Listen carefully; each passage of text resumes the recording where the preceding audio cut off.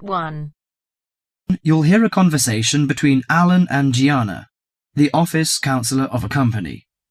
First, you have some time to read questions 1 to 6.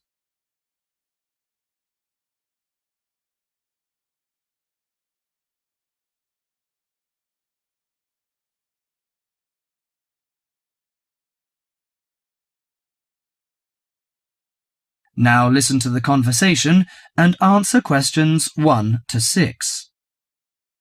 What's up, Gianna? You look like you're in bad shape. Yes, maybe I'll get sick leave from the boss and finally catch up on some sleep. I've barely eaten and slept in days. Those are warning signs of occupational stress. How are things at work? Terrible. After all the layoffs lately, the workload is totally overwhelming for everyone that's left. So I spend every waking moment in the office. I'm kept busy all the time. So you need to take a few minutes break every so often to clear and refresh your mind. But my boss will complain I'm not hard-working. She's so capricious that you can't predict her reaction sometimes. Maybe your boss just doesn't have a clue about how much you're really doing. Keep her updated on your achievements and projects. Also insist that she prioritize everything so you can manage your time better. That's right. I suppose that would help me regain some sense of control, but I'm afraid that she'll take that as a sign of laziness and give me the axe. So take the initiative and hit the job hunting trail now. You'll be surprised at how many opportunities are out there. That's encouraging. Anyway, you should cheer up and get rid of the situation. You know, according to a survey, about 40% of all people find their work very stressful, and 25% develop mental or physical diseases.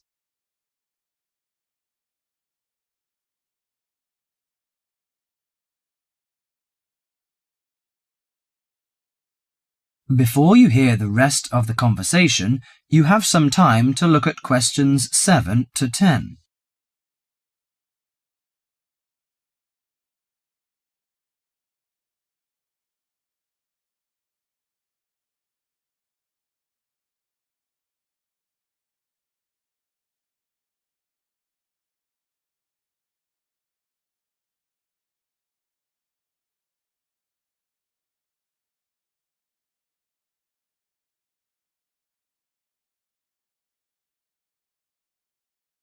Now listen to the conversation and answer questions 7 to 10.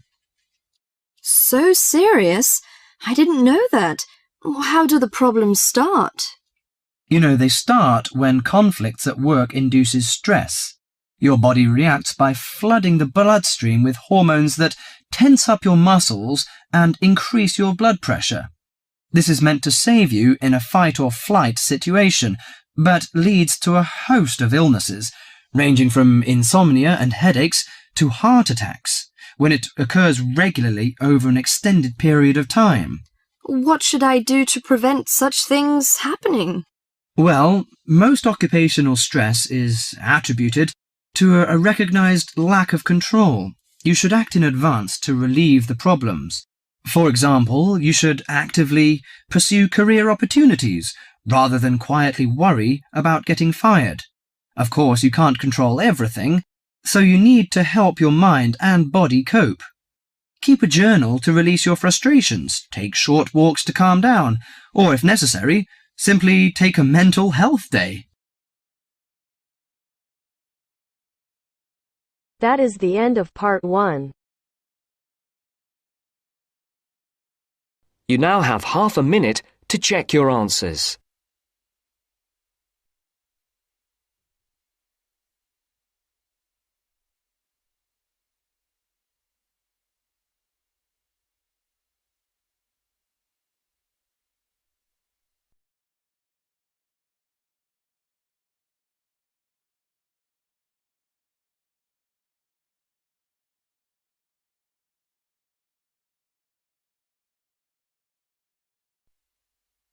Now turns to Part 2. Part 2. You'll hear someone talking to a group of university students. First, you have some time to look at questions 11 to 17.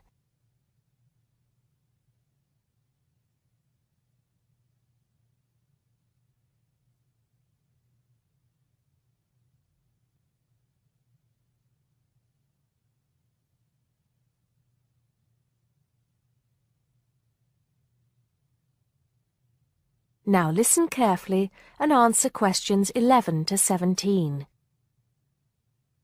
Good morning, everybody, and welcome to Upton University. I hope you are settling in and beginning to find your way around. I know how confusing it can be when you start life at university, and that's why we have Freshers Week to help you find your feet. Before I go any further, I should perhaps introduce myself. My name is Sally Jackson, and I am the Secretary of the Students' Union, which has organized this week of events for you. You will usually find me in the office on the first floor of this building when I'm not attending lectures. Anyway, down to business. Of course, there are a few things that you are obliged to get done during your first week here. But once you've opened a bank account, if you haven't got one already, seen your director of studies to discuss which courses you are going to take, and signed up with a doctor, there will be plenty of time left to enjoy the events we have arranged for the week. And have we got a lot lined up for you? Throughout the week from Monday to Friday, every morning starting at 10 a.m., there will be orientation and welfare events. These will include tours of the campus, which, as you have probably noticed, is the size of a small town with 9,000 residential students, as well as sessions on developing study skills. We also have tours of Upton itself arranged for you, with a bus leaving from outside this building every afternoon at 5 o'clock. There are a number of interesting things to do and see in and around Upton, so you can expect visits to the castle and museum as well as the popular Ghost Walk. You'll need to sign up for this one, as numbers are limited. Just put your name on the list on the notice board in the entrance lobby. An important event is scheduled for Monday, that's the day after tomorrow, when we will be holding the academic fair. This is an opportunity for you to speak to students and academic staff about the courses that are on offer. The academic fair starts at 1 o'clock, by the way. There are a couple of other fairs that I think will interest you. First of all, we have the Societies Fair on Tuesday the 16th, which I think is an absolute must. You might not believe it, but the university has over 150 societies and sports clubs you can sign up for, so you are sure to find something of interest to you. That also starts at 1 o'clock, and it will be here in the Union Building. Also in this building is the Trade Fair on Wednesday from 2 until 5 in the afternoon. This one might sound a bit strange because you will find a load of banks and other businesses here trying to get your custom. You will find plenty of bargains and, best of all, a lot of the businesses give away stuff for free. Before you hear the rest of the talk, you have some time to look at questions 18 to 20.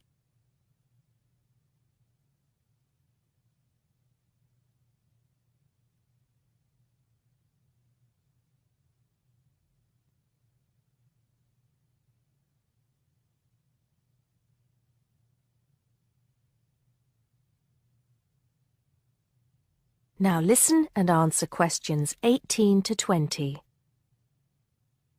We've also got a great entertainment program lined up for you, starting tonight with our welcoming party.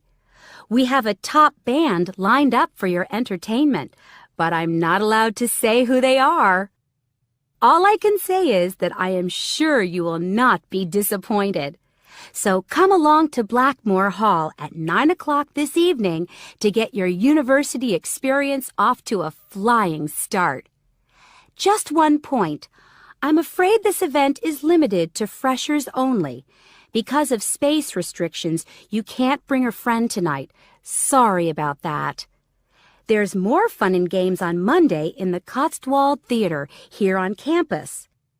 We have booked two of the cleverest comedians in the country, Paul Frazier and Jenny Brown, for a 3-hour show.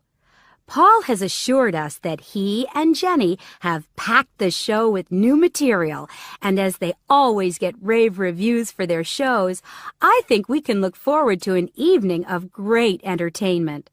That's in the Cotswold Theater on Monday evening at 7:30. Moving along a bit, on Thursday there is an important date for your diaries. This is the official Freshers opening ceremony, when the Dean welcomes you to Upton University. So remember, Thursday the 18th from 2:30 to 3:30 in Blackmore Hall. You certainly should go to this one, and by the way, light refreshments will be available. At the end of the week, on Saturday, you have the chance to dress up in your smartest evening wear for the official Freshers' Ball. Actually, although it's called a ball, it is quite a relaxed affair, so we are more than happy if you turn up wearing jeans and a t-shirt. The important thing is to relax and enjoy yourselves. Time and place are the same as for this evening's party. Blackmore Hall from 9 in the evening to 3 o'clock in the morning. Right. I think I've covered the most important and exciting events we have lined up for you, but there will be plenty of other things going on throughout the week, so remember to check the notice board in the entrance lobby regularly.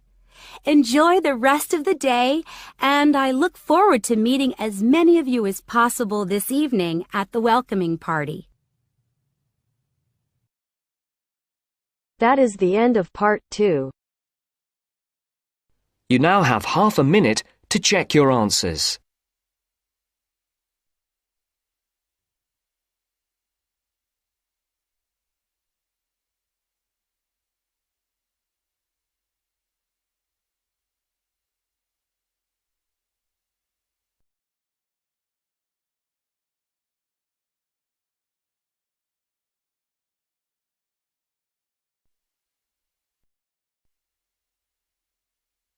Now turns to part 3. Part 3. You are going to hear a tape recording of instructions and advice, which a woman called Martha has left for her friend John, who is coming to stay at her house and take care of it while she is away. First, you have some time to look at questions 21 to 24.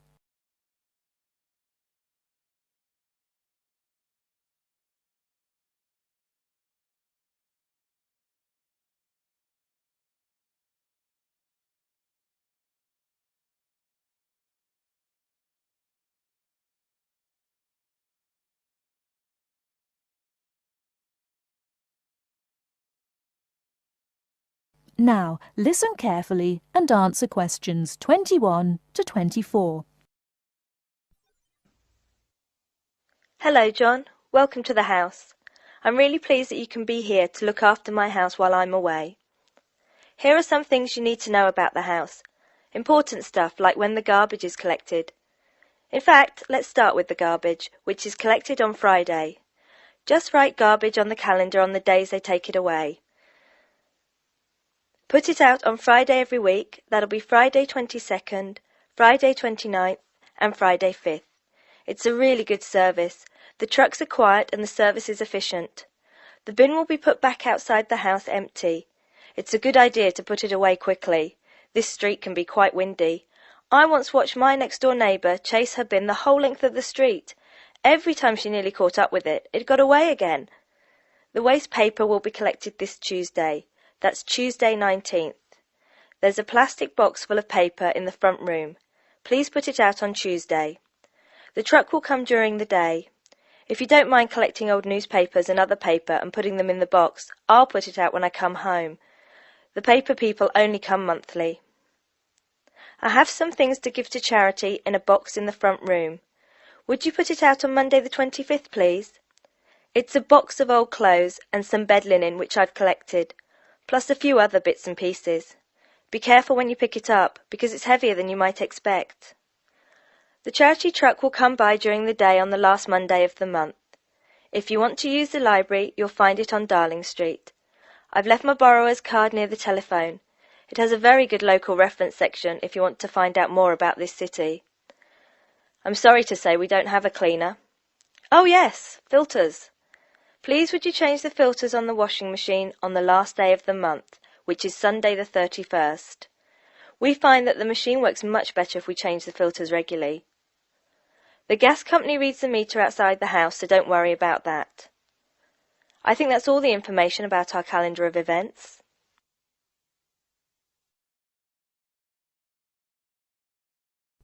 Before you hear the rest of the talk, you have some time to look at questions 25 to 30.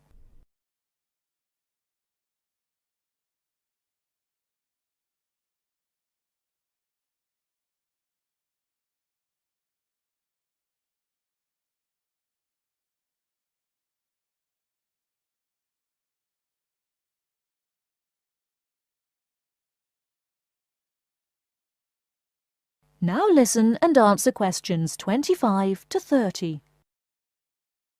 Well, John, I'm trying to think what else I should be telling you.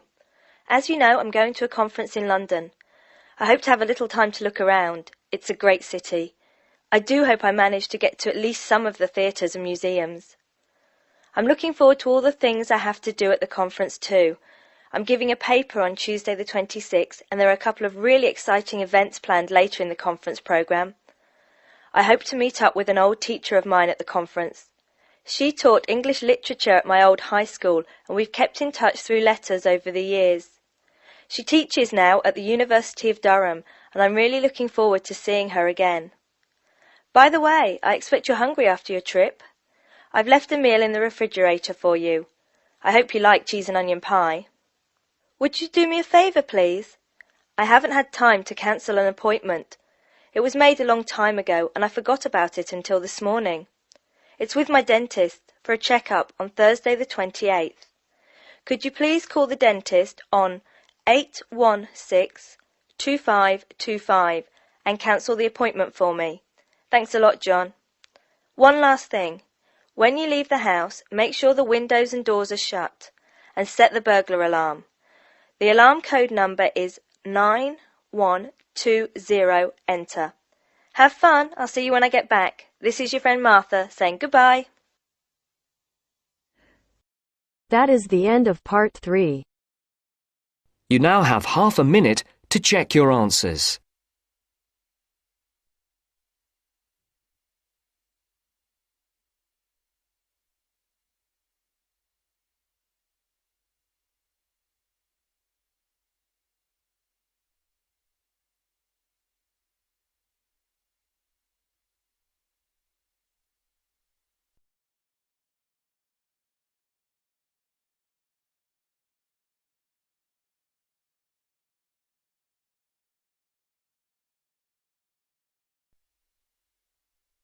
Now turns to part 4. Part 4. You are going to hear a talk given by Jim Allen. He is going to share some of his findings of his research. Now you have some time to look at questions 31 to 40.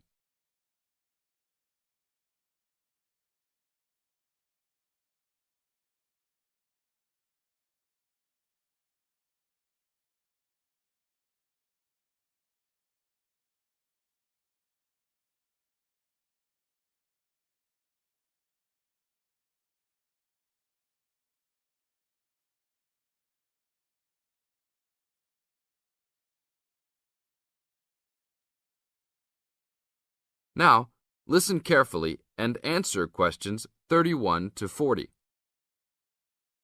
Good morning. Today we'll be hailing from Jim Allen, who will be sharing some of the findings of his research project from last term. Jim. Thanks. Well, to start with, a little bit of background about the project. As you can see, our title is something that is relevant to everybody in this part of the world: water safety. These days, there's a lot more to water safety because of the increasing number and range of boats and other things people use on public waterways. I'd become interested through reports on radio about the number of incidents involving small powerboats and individual watercraft such as jet skis. It seemed to me that because these craft were essentially recreational and didn't require licenses to use, there was very little opportunity to influence the users towards being safety conscious. So, I decided to make this the focus of the project. For the research, we mainly relied upon talking to people, asking them questions in preference to using a written questionnaire.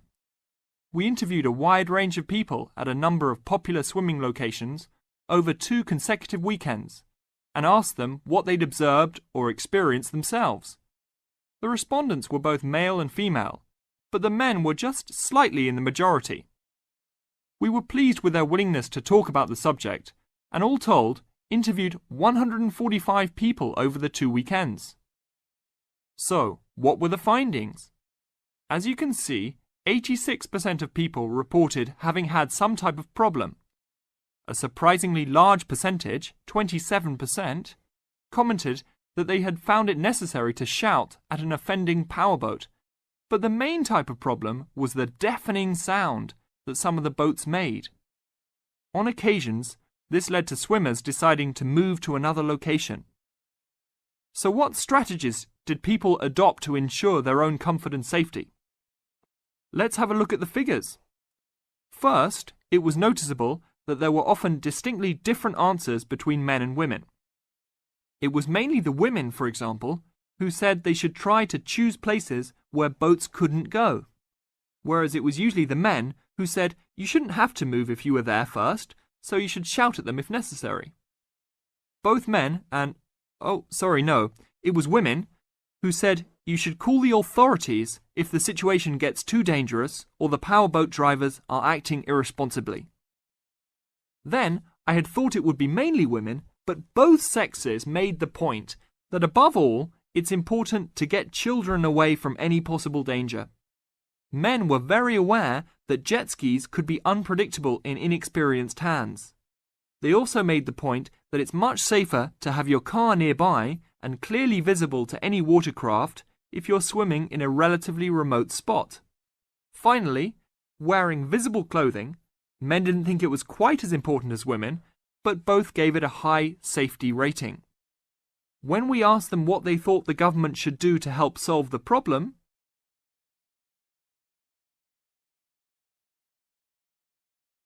That is the end of part 4. You now have half a minute to check your answers.